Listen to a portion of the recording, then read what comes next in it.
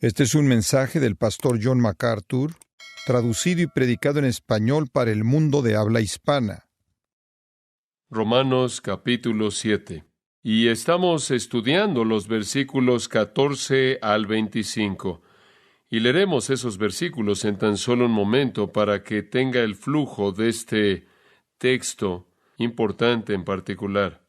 Un joven, más bien trivial y burlón, le preguntó a un predicador en un tono burlón: ¿dice usted que la gente no salva carga con un gran peso de pecado? Francamente, él dijo: no siento nada. ¿Qué tan pesado es el pecado? ¿5 kilos? ¿25 kilos? ¿40 kilos? ¿50 kilos? El predicador pensó por un momento y respondió amablemente: si colocaras un peso de 200 kilos sobre un cadáver, ¿sentiría la carga? El joven rápidamente dijo: claro que no, está muerto. A lo cual el predicador respondió para enseñarle el punto: el espíritu que no conoce a Cristo está igualmente muerto, y aunque el peso es grande, no siente nada. Pero quiero decirle que el creyente no es tan indiferente hacia el peso del pecado como lo es el incrédulo, sino que más bien, por otro lado, el creyente es hipersensible al pecado. Y habiendo venido a Jesucristo, sus sentidos son despertados a la realidad del pecado. Tal despertar comenzó en su salvación misma y no es disminuida desde que Él ha sido redimido, sino que más bien continúa volviéndose intensa conforme crece y madura.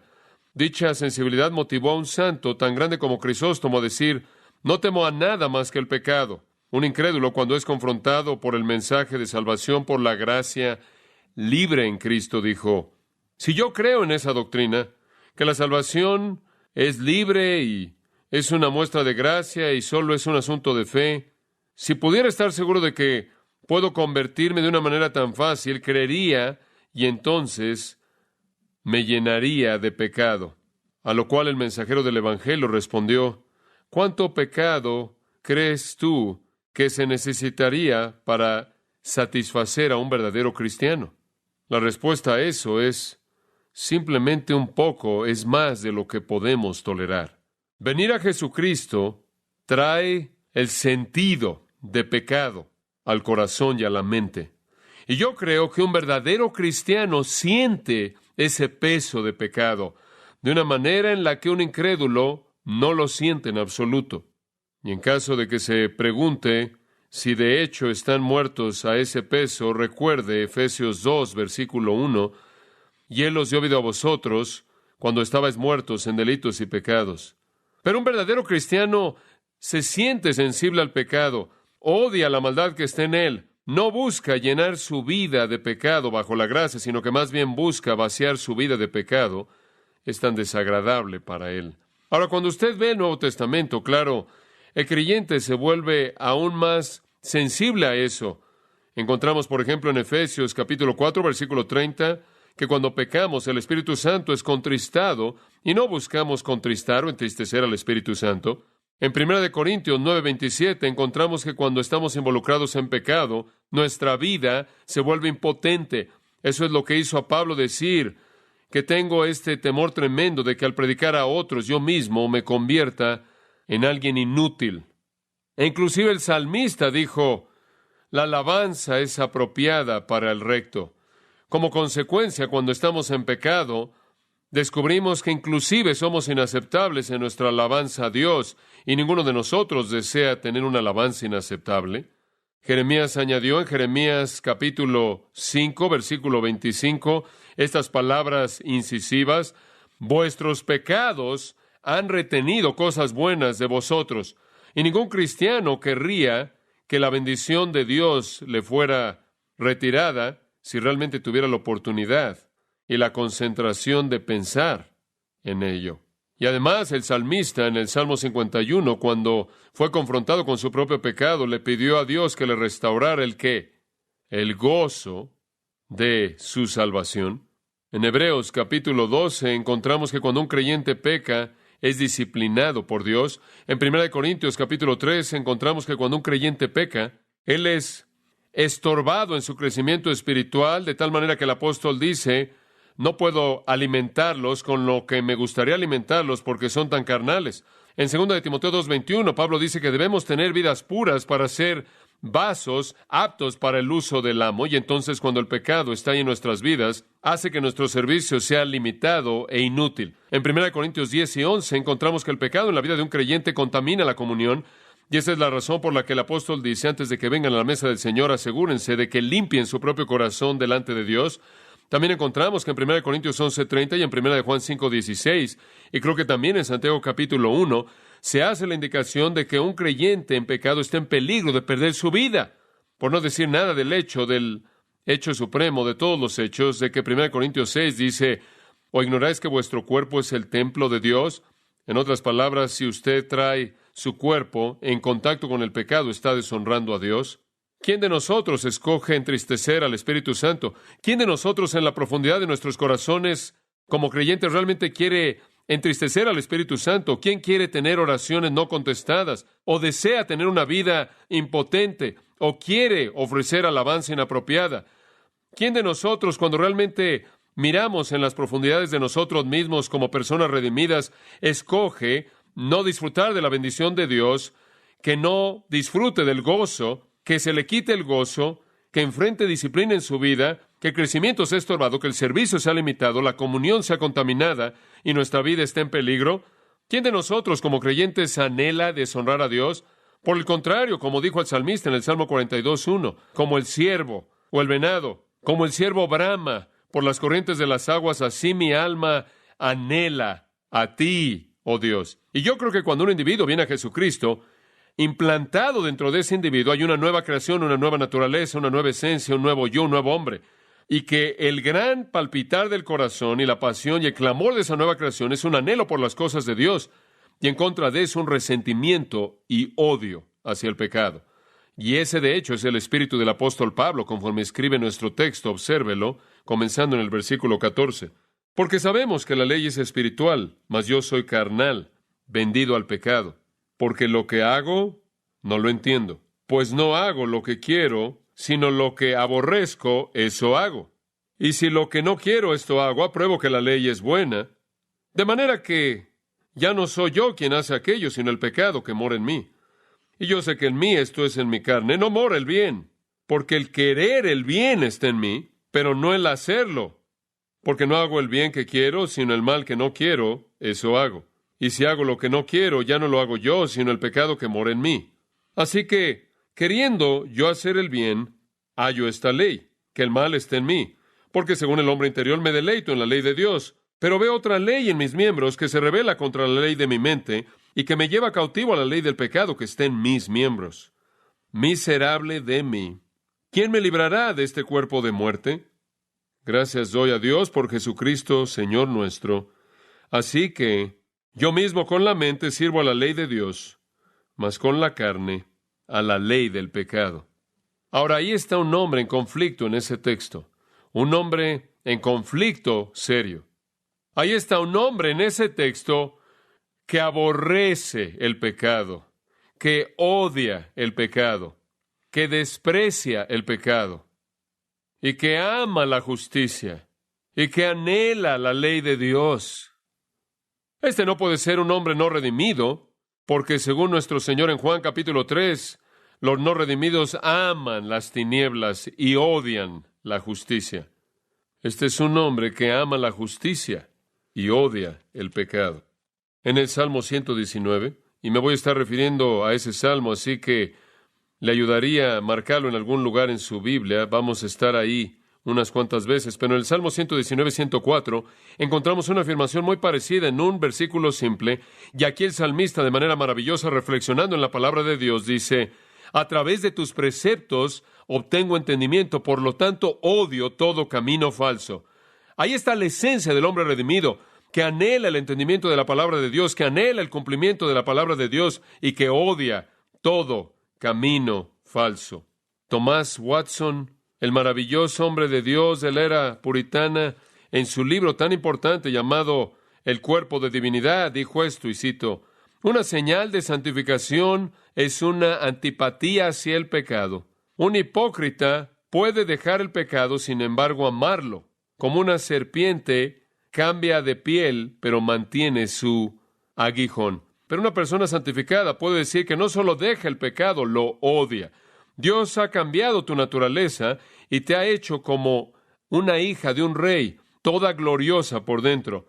Él te ha vestido de la coraza de la santidad, en contra de la cual se puede disparar, pero nunca puede ser traspasada. Fin de la cita. Entonces hay una lucha. Y yo creo que la lucha nos es presentada aquí en Romanos capítulo 7, un pasaje clásico describiendo un retrato vívido, incisivo, del dolor del pecado que mora en la vida de un cristiano. Ahora, necesita recordar que en el 7º capítulo de Romanos, Pablo básicamente está hablando del lugar de la ley. Y él está tratando de demostrar que debido a que él predica salvación por la gracia a través de la fe, no significa que no ve lugar para la ley. Esto no es decir a los judíos que estiman la ley que él no la estima. Él simplemente está dándole su función apropiada. Y su función apropiada no es salvar a la gente o santificar a la gente, sino convencerlos de pecado y mostrarles, como indica el versículo 13, la pecaminosidad excesiva del pecado. Y él está señalando que inclusive como un creyente, la ley continúa teniendo la función de demostrarle al cristiano la pecaminosidad excesiva del pecado. Cuando él ve la ley de Dios, la cual su corazón anhela cumplir, y en comparación ve el pecado en su vida, él ama la ley y odia el pecado. Ahora, en medio de este conflicto, encontramos cómo derrama el corazón el apóstol Pablo en primera persona. Yo, mí. Este es su testimonio y el nuestro también. Y el testimonio de su propia lucha espiritualmente con el pecado que mora en él es dado en 3 lamentos. Es un pasaje muy triste. Es un pasaje lleno de tristeza. Es un pasaje muy incisivo. Porque no es con frecuencia que encontramos este tipo de perspectiva de la lucha del apóstol Pablo. Y no es con frecuencia que él lo repite tantas veces. De hecho, conforme leí eso, probablemente notó la repetición del texto.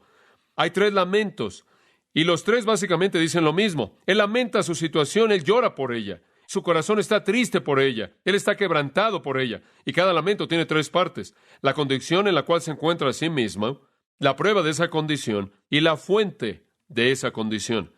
Observe el primer lamento a manera de repaso. Lo vimos la semana pasada, versículos 14 al 17. La condición está en el versículo 14, porque sabemos que la ley es espiritual, mas yo soy carnal, vendido al pecado. La ley es espiritual, esto procede del Espíritu Santo. Es activada por la mente y el corazón y la voluntad de Dios. Es santa, justa y buena, dice el versículo 12.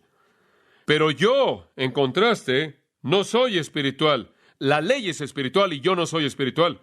Ahora dice usted, ¿puede un cristiano decir eso? Sí, en una perspectiva. Esa es una perspectiva que debemos tener apropiadamente de nuestras propias vidas. No somos todo lo que debiéramos ser, ¿verdad? La ley de Dios es espiritual, pero nosotros somos carnales. No somos espirituales, somos carnales. Y aquí él está viendo la batalla, él está viendo su humanidad. Él no está hablando acerca de todo lo que es renovado en él está hablando acerca de lo que no es renovado en él. Su humanidad todavía está ahí y lo ve cara a cara. Y lo ve al rostro. Él se encuentra a sí mismo vendido bajo el pecado. Él lo dice en el versículo 23. Él es llevado en cautividad a la ley del pecado que está operando en sus miembros. Él se encuentra a sí mismo todavía siendo victimizado por el pecado, aunque él es redimido. Esta es su condición de lucha. De hecho, en Filipenses capítulo 3, versículo 12, Pablo lo dice de esta manera. No que lo haya alcanzado ya, ni que ya sea perfecto, sino que prosigo por ver si puedo hacer aquello para lo cual fui también nacido por Cristo Jesús. Hermanos, yo mismo no considero haberlo alcanzado ya. En otras palabras, no he llegado ahí. Pero esto hago, olvidando lo que queda atrás y extendiéndome a lo que está por delante. Prosigo a la meta, al premio del supremo llamamiento de Dios en Cristo Jesús, Señor nuestro. Lo que él está diciendo es, yo sé que no he llegado ahí, y eso es todo lo que tiene aquí en Romanos 7. Es un reconocimiento de lo que él no es una perspectiva. No es todo lo que podría ser dicho acerca de él, pero es algo que podría ser dicho acerca de él. No es todo lo que podría ser dicho acerca de mí, el decir que no soy espiritual, pero es verdad acerca de mí el decir que no soy espiritual. No he llegado a ser de manera total lo que seré, ¿verdad? Es una perspectiva no técnica, es una perspectiva, es la misma perspectiva que hizo a Pablo decir, yo soy el primero de los pecadores, 1 Timoteo 1:15. ¿Y qué es lo que usted dice que da esa perspectiva? Bueno, escuche con mucha atención. Es un entendimiento de la ley pura, santa, justa, buena de Dios. Y cuando usted se ve a sí mismo a la luz de esa ley, usted está muy consciente de cuán pecaminoso es usted. Ahora, cuando usted ve a un cristiano, que se llama a sí mismo un cristiano, y parece estar muy contento con su condición espiritual, y quieren asegurarse de que usted sepa cuán santos son y cuán piadosos son, eso no le indica a usted que de hecho son santos, sino que más bien no entienden la palabra de Dios.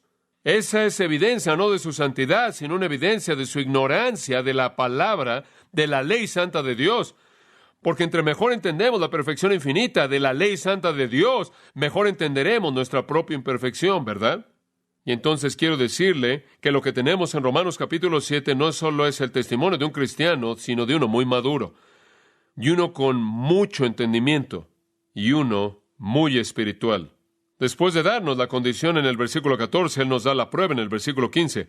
Aquí está la prueba de que Él todavía no es todo lo que debería ser, que Él es carnal, porque lo que hago no lo entiendo, o no lo amo, o no escojo hacerlo, pues no hago lo que quiero, sino lo que aborrezco, eso hago. Ahora esa es la prueba.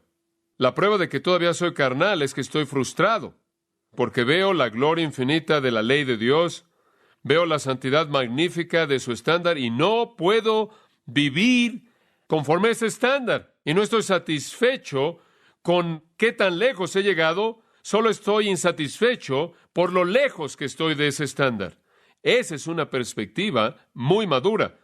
Es algo muy inmaduro pensar que usted realmente ha llegado al máximo nivel de espiritualidad. El apóstol Pablo dice, no lo he alcanzado, no he llegado a eso, sino que prosigo a la meta. Veo la meta y me estoy moviendo, no estoy ahí. Esa es la humildad que viene de una percepción espiritual correcta. En lugar de congratularnos a nosotros mismos acerca de cuán santos somos, si realmente entendemos la ley de Dios, vamos a vernos a nosotros mismos quedando cortos de ella. Y ahí es donde Él está. Y esa es la razón por la que de nuevo esto nos lleva de regreso al quebrantamiento y a la humildad que caracteriza al verdadero seguidor del Salvador. Y después Él habla de la fuente, porque si usted dice, bueno, Pablo, tú eres salvo, tú eres redimido, digo, ¿de dónde viene esto? Versículos 16 y 17 nos dan la respuesta. Y si lo que no quiero esto hago, apruebo que la ley es buena. No hay nada de malo con la ley, porque no la pueda guardar, no quiere decir que está mal. ¿Cuál es tu problema, Pablo? De manera que ya no soy yo quien hace aquello, sino el pecado que mora en mí. Ahora mi condición es que estoy en una lucha. La prueba de ello es que no siempre hago lo que quiero hacer. Y algunas veces lo que realmente no quiero hacer en lo más profundo de mi ser. Y la fuente de todo esto es el pecado que está en mí. Y ahora el yo y el mí en el versículo 17 se vuelven técnicos. Él dice yo en el versículo 14 de manera muy general, yo soy carnal. Pero ahora Él se asegura de que entendamos lo que Él quiere decir en el versículo 17. Ya no soy yo. Y el ya no, ¿se acuerda? Hablamos de eso, de uketi. Ya no más desde cuándo, desde la salvación. Desde que he sido salvo. Ya no soy yo el verdadero yo, el yo renovado, el yo recreado, el que hace eso, sino que el pecado que mora en mí. Y entramos en eso a cierto detalle. El yo entonces se vuelve un término técnico. Ahora, ¿cuál es el conflicto? El conflicto en la vida de un creyente es un conflicto entre una nueva creación que es santa, la cual está creada para la eternidad, la cual es la simiente eterna, la cual no puede pecar. Y eso está en usted, ese es el verdadero usted, ese es el usted básico, el usted recreado. El conflicto es entre ese redimido usted y su mortalidad no redimida, su humanidad no redimida, la cual todavía está presente. Y ahí es donde yace su lucha. Y ese es su lamento. Y yo creo que todo hijo de Dios que realmente está caminando en obediencia con la mente del Salvador, lamenta la realidad de su pecado. Yo veo al creyente en 1 Juan 1, 8 al 10, que no niega su pecado, sino que ¿qué? Confiesa su pecado. Lo oigo en el Salmo 38, 18, diciendo, porque yo declararé mi iniquidad, lamentaré mi pecado. Lo oigo en el Salmo 97, 10, vosotros que amáis a Jehová, aborreced el mal. Yo creo que la persona verdaderamente regenerada odia el pecado y enfrenta el hecho de que, aunque él ha sido recreado, y hay una nueva naturaleza ahí, esa nueva naturaleza todavía está encerrada, por así decirlo, en humanidad, y ahí yace la lucha. Entonces, aunque somos redimidos, el pecado se aferra a nuestra carne, nuestra mortalidad, nuestra humanidad no redimida, y esto evita que veamos el cumplimiento del anhelo profundo del corazón que anhela la perfección de la ley de Dios. Y algunas veces esto no solo se manifiesta antes de que usted peque, sino que se manifiesta después, y se manifiesta en su culpabilidad y en su sentido de tristeza y en su sentido de contrición. Veamos el segundo lamento, y es simplemente como el primero. Versículo 18. El patrón aquí es idéntico. Aquí viene la condición. Y yo sé que en mí. Ahora, ¿de qué en mí estás hablando? ¿Simplemente el tú general, el tú entero, el tú nuevo, la creación nueva? No, en mí. ¿Qué parte de mí? ¿Mi qué? Esto es mi carne. Y aquí él habla en términos técnicos. Él no quiere que perdamos la distinción que acaba de hacer en el versículo 17, de que no es realmente él, es el pecado que mora en mí. Y después en el versículo 18 él dice, el pecado mora en mi carne. Entonces no es realmente yo, no es el nuevo yo, no es el yo recreado, no es el divino, no es la naturaleza divina, la naturaleza incorruptible implantada en mí, no la simiente eterna que no puede pecar. No es ese yo, es mi carne. Y yo sé que en mí, esto es, en mi carne, no mora el bien. No ve ninguna cosa buena en mi humanidad no redimida. Y entonces él dice en mí, pero él particulariza ¿qué parte? Esto es, en mi carne. Y ahí, creo yo, lo ubica en términos del lugar del pecado. El pecado se encuentra en la carne. Y como hemos dicho antes, y lo vuelvo a decir, que la carne es nuestra humanidad. No es necesariamente en sí misma, y por sí misma no es necesariamente mala, pero ahí es donde el pecado encuentra su base de operación. Y podría expresarlo de esta manera. Pablo limita el área de corrupción en el creyente a la carne, a la mortalidad no redimida. Esa es la razón por la cual, amados, cuando ustedes mueren y dejan este cuerpo, ningún cambio necesita ser llevado a cabo para que usted entre a la gloria eterna, porque todo lo que usted necesita para estar listo no es el que se le añada algo a usted, sino que se le quite algo a usted. Y entonces él limita el área de pecado al estado caído de su mortalidad no redimida. Ahora note, si es tan amable, que él dice, esto es en mi carne. Él ya no está en la carne, como descubriremos en el capítulo 8, versículos 5 al 8, sino que la carne está, ¿qué? En él. Todavía está ahí. Y por cierto, la gente no salva, solo son carne y nada más. Ahora la prueba de esta condición es dada en el versículo 18 de nuevo.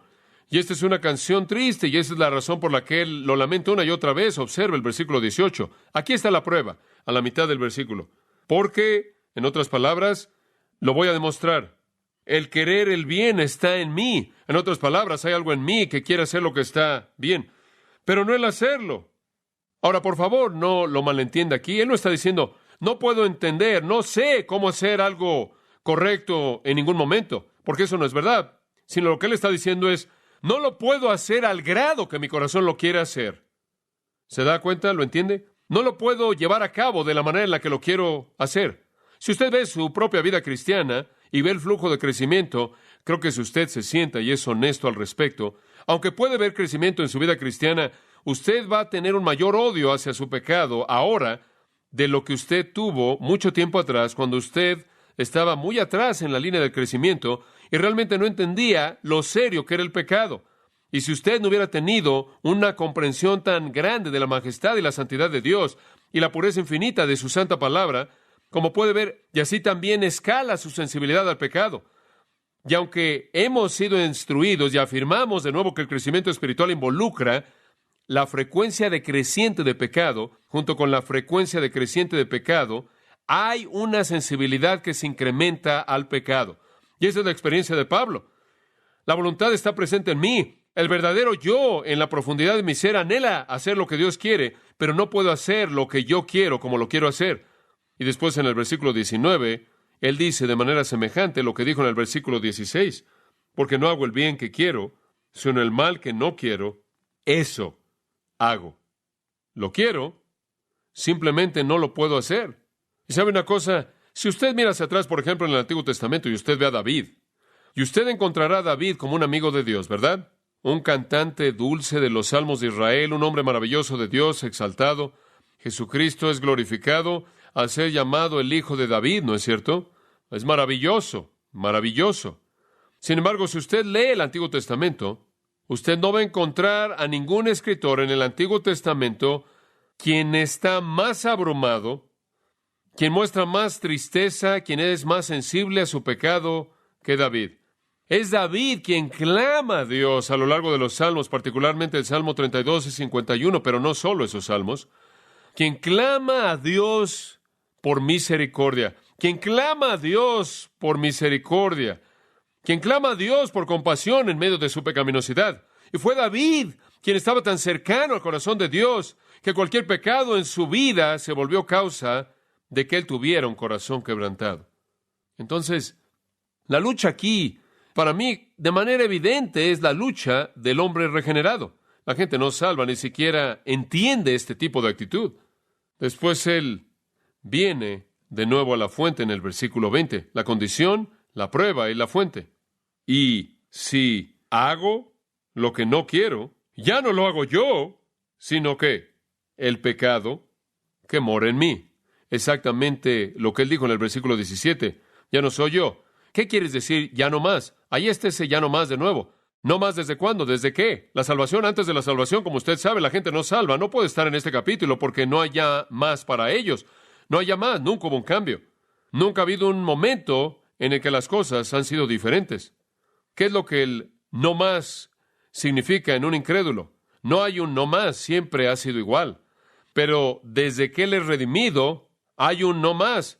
Y desde esa redención es no más que el yo recreado, el verdadero yo está haciendo esas cosas, sino el pecado que mora ahí. Y entonces peleamos, dice Pablo, y perdemos.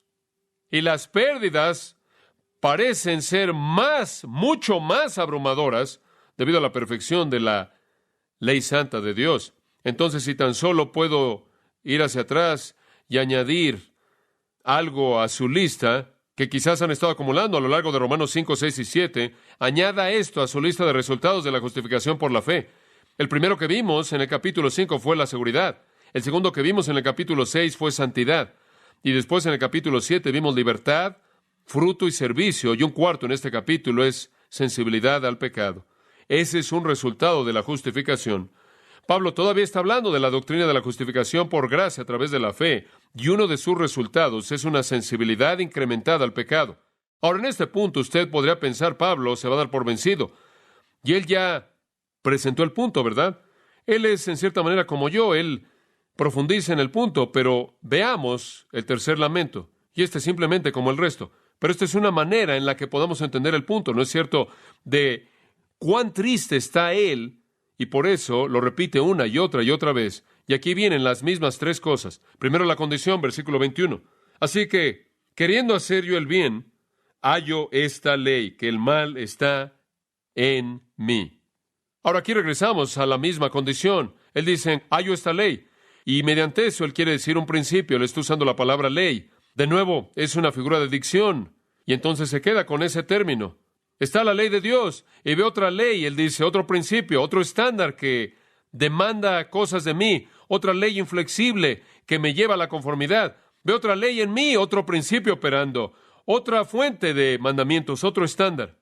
Queriendo yo hacer el bien, el mal está en mí. Literalmente, el mal ya se cerca, está a la mano, está ahí, está luchando contra todo pensamiento bueno, contra toda buena intención, contra todo motivo bueno, contra toda palabra buena, contra toda obra buena, contra todo acto bueno. No está lejos, no está a distancia, nunca ha sido erradicada, como algunos teólogos nos dicen, que usted llega al punto en el que su naturaleza de pecado es erradicada, y después dicen, a partir de ahí usted no peca, simplemente usted comete errores. Pablo dice, está ahí, está a la mano. No es el verdadero yo, hombre, pero no está tan lejos. Y la condición es una, de nuevo, de conflicto. Y después la prueba, versículo 22. ¿Cómo puedes probar esto de nuevo? Bueno, según el hombre interior me deleito en la ley de Dios. Ese es un lado del conflicto. En su hombre interior, él se deleita en la ley de Dios. Y de nuevo, lo llevo al Salmo 119, el cual creo que es el mejor paralelo del Antiguo Testamento de Romanos 7. No sé si alguien ha dicho esto antes, pero me gustaría sugerir eso. Salmo 119, 77. Vengan a mí tus misericordias para que viva. Escucha esto. Porque tu ley es mi delicia. Y bien podría ser que Pablo tenía eso en mente en ese mismo pasaje.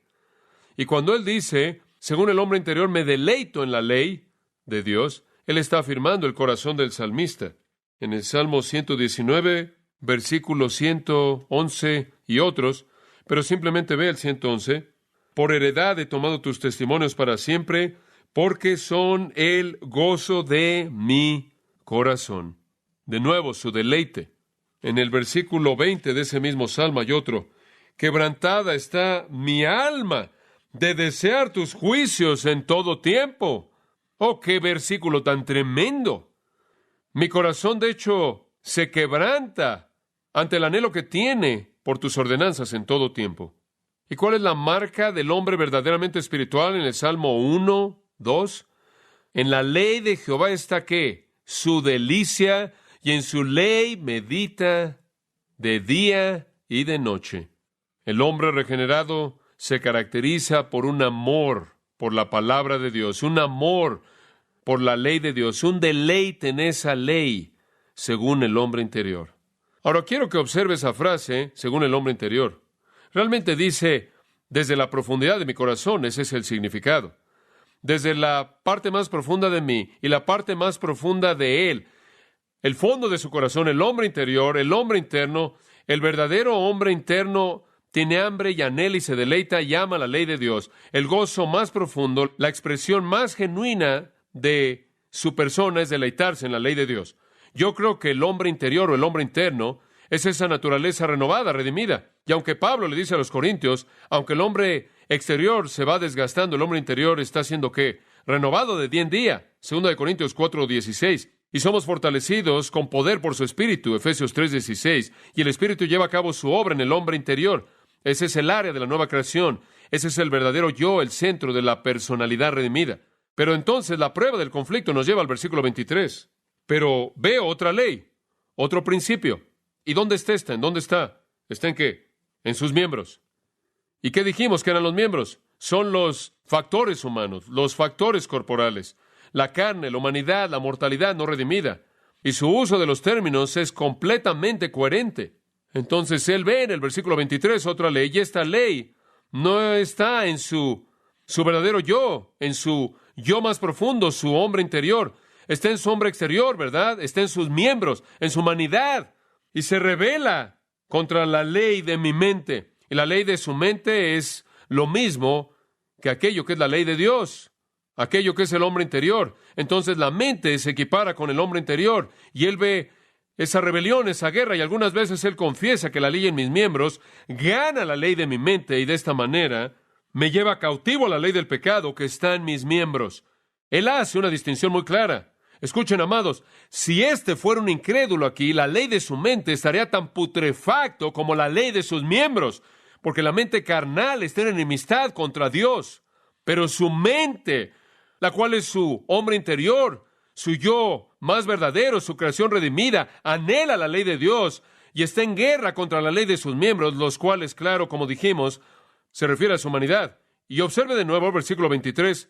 A veces la batalla va en favor de la ley de sus miembros y escuche esto, lo lleva a la cautividad. Escuche, eso tendrá que ser una persona redimida, porque la gente no redimida no puede ser llevada cautiva. ¿Por qué? Porque ya están ahí. Pero cuando el pecado gana la victoria en la lucha espiritual, entonces el creyente es llevado en cautividad a ese pecado y se vuelve cautivo a ese pecado.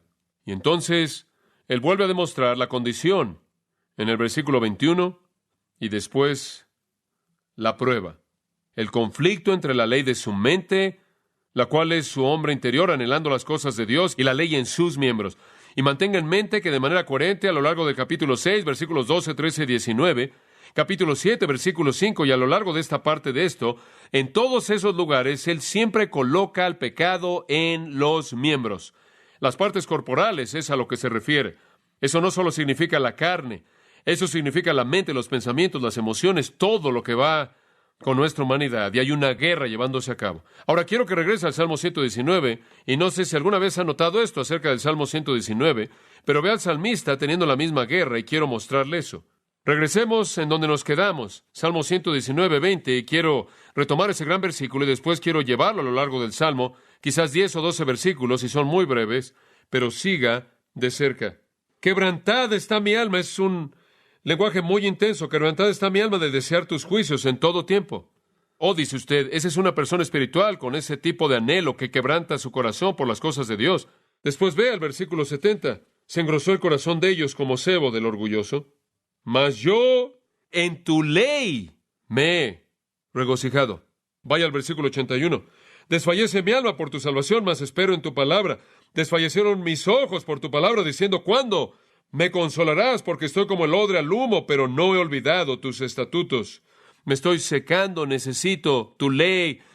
Desesperadamente me siento tan aislado de ella. Y aquí está este corazón anhelando la ley de Dios, versículo 92. Si tu ley no hubiese sido mi delicia, ya en mi aflicción hubiera perecido. Versículo 97 lo resume. Oh, cuánto amo yo tu ley. Todo el día es ella mi meditación.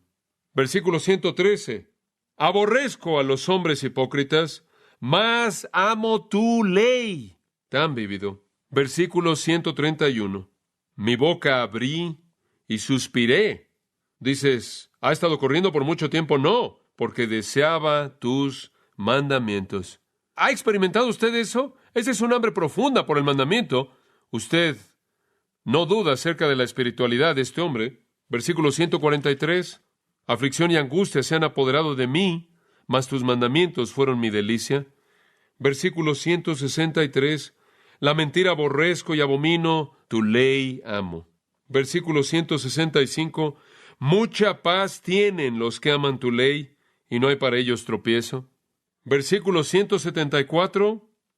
He deseado tu salvación, oh Jehová, y tu ley es mi delicia.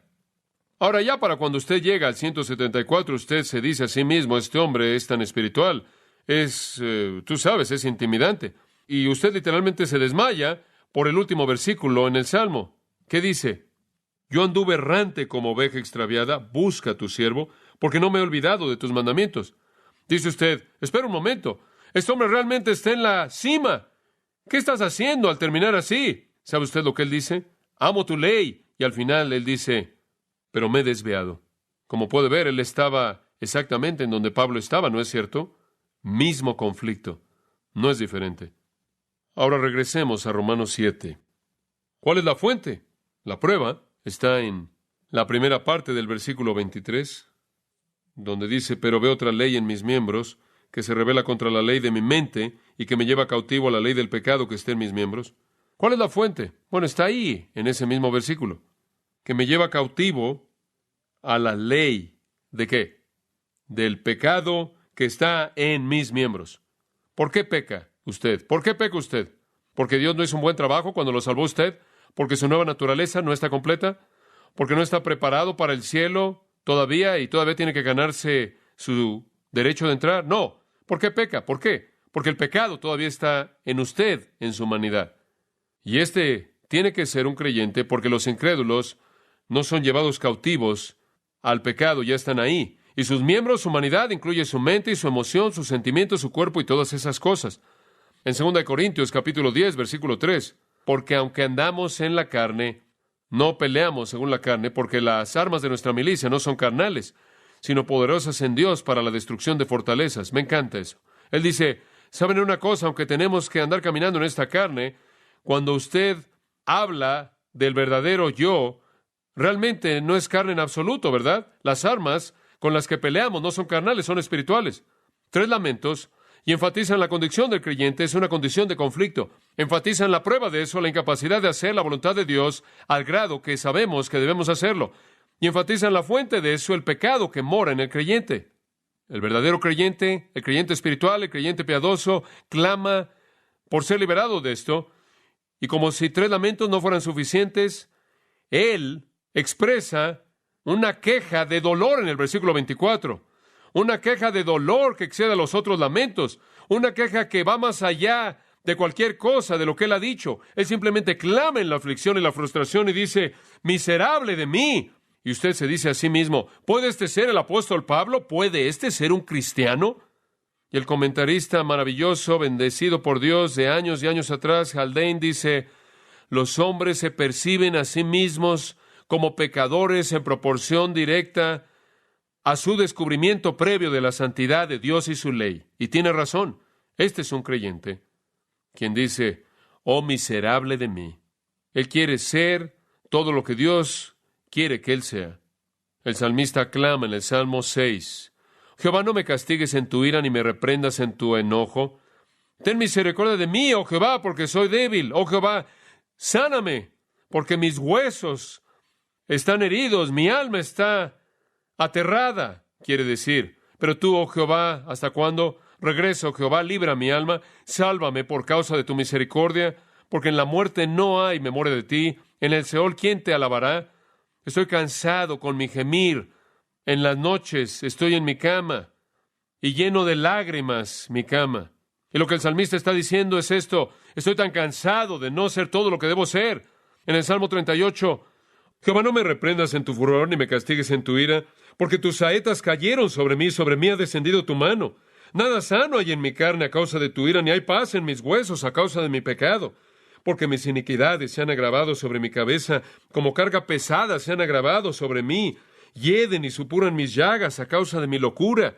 Estoy encorvado, estoy humillado en gran manera, ando enlutado todo el día, porque mis lomos están llenos de ardor y nada hay sano en mi carne. Estoy debilitado y molido en gran manera, gimo a causa de la conmoción de mi corazón. Señor, delante de ti están todos mis deseos.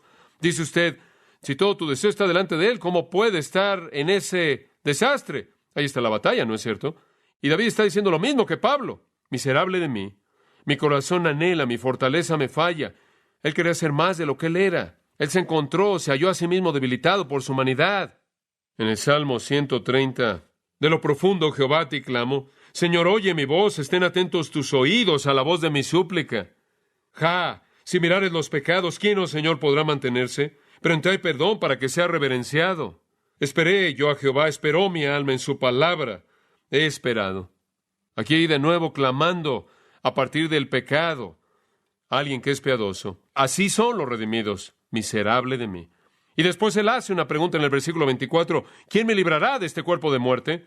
Mantenga en mente de nuevo en dónde está su problema. ¿Está en su qué? En su cuerpo. ¿Y es un cuerpo de qué? De muerte. La palabra librará es la palabra rescate. Es usada para señalar el acto de un soldado que corre a su camarada en medio de una batalla y él lo rescata del enemigo. Y el cuerpo de muerte es muy interesante. Literalmente se refiere al cuerpo que está sujeto al pecado y a la muerte. Es la mortalidad no redimida de nuevo. Y de nuevo, los términos son coherentes. Es el cuerpo, los miembros, la carne. Se ha reportado que cerca de Tarso, en donde Saulo nació, había una tribu de personas que aplicaban una pena terrible en contra de un homicida. Cuando una persona asesinaba a alguien, su costumbre consistía en amarrar el cadáver muerto al asesino cara a cara, nariz con nariz, pecho a pecho, muslo con muslo, pie con pie. Ese era el castigo hasta que la putrefacción del cuerpo muerto mataba al asesino. Y estaba amarrado con tanta fuerza que él no podía liberarse a sí mismo. Y solo se necesitaban unos cuantos días para que la corrupción de la muerte pasara al vivo y le quitara la vida. Y Pablo se ve a sí mismo y ve eso en su propio caso y percibe que está cara a cara, pecho a pecho, muslo a muslo, a algo que está muerto y corrupto y que lo está matando y clama, miserable de mí, ¿quién me librará? ¿Hay esperanza? Hay esperanza. Versículo 25. Gracias doy a Dios por Jesucristo, Señor nuestro. Eso se oye como triunfo para mí, ¿no es cierto? Eso es certeza. ¿Qué estás diciendo, Pablo? ¿Es esto algún tipo de situación mística? ¿Cómo es que eres liberado del conflicto? Por Jesucristo, Señor nuestro. ¿Qué es lo que él tiene en mente? Yo creo que lo que él tiene en mente es expresado en el capítulo 8 de Romanos. Comenzando en el versículo 18, y vamos a entrar en esto más adelante. Pues tengo por cierto que las aflicciones del tiempo presente no son comparables con la gloria venidera que en nosotros ha de manifestarse. Y después él habla acerca de la creación, anhelando la manifestación plena. Pasa al versículo 23. Y no solo ella, esto no solo la creación gime, anhelando su gloria, sino que también nosotros mismos que tenemos las primicias del Espíritu. En otras palabras, tenemos al Espíritu Santo que mora en nosotros. Tenemos la nueva creación, tenemos la simiente eterna, tenemos la naturaleza divina. Y está ahí en nosotros, pero nosotros también gemimos dentro de nosotros mismos, esperando la adopción, la redención de nuestro ¿qué? De nuestro cuerpo. Como puede ver, estamos esperando la fase final de salvación porque en esperanza fuimos salvos. Todavía estamos esperando ese día cuando seamos liberados de manera total y redimidos en cuerpo como también en alma. Y yo creo que eso es lo que Pablo espera en el 7:25. Doy gracias a Dios, él dice, que el final del conflicto está por venir a través del Señor Jesucristo, y va a venir cuando Él aparezca, y cuando seamos glorificados, o cuando entramos en su presencia y seamos glorificados.